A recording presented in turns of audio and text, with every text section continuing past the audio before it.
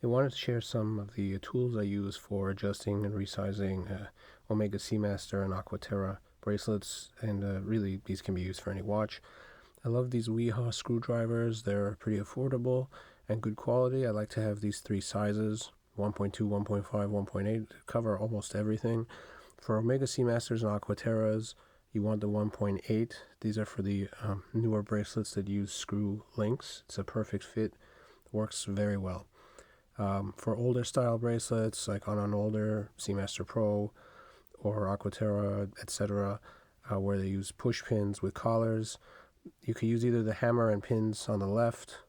I use that gray base to hold the bracelet, or you can use one of these pushers on the right. The black one is made of all plastic and is actually much better than the gray metal one.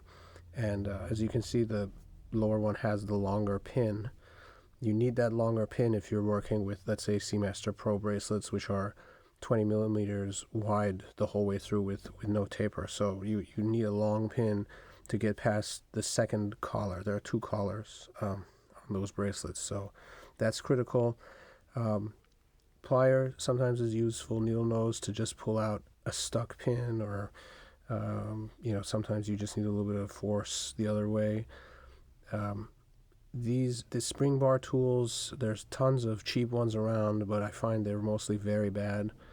I prefer the Bergeon, which is the bottommost of the three tools here.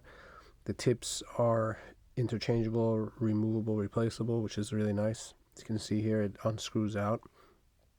They come with one fork on one end and just a pusher on the other. I've actually managed to bend that pusher, as you can see, I think, a little bit in the video. So be careful with it, but the good thing is they're replaceable. And for case backs, this is very crude and very cheap. It's can find them on eBay or Amazon for just a few dollars. This actually works pretty well.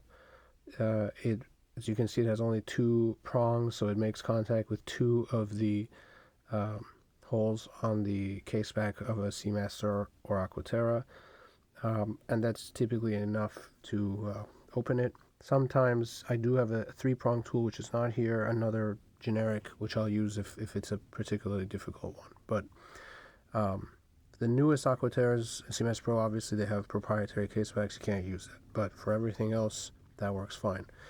So this is just a little set of not very expensive tools I use.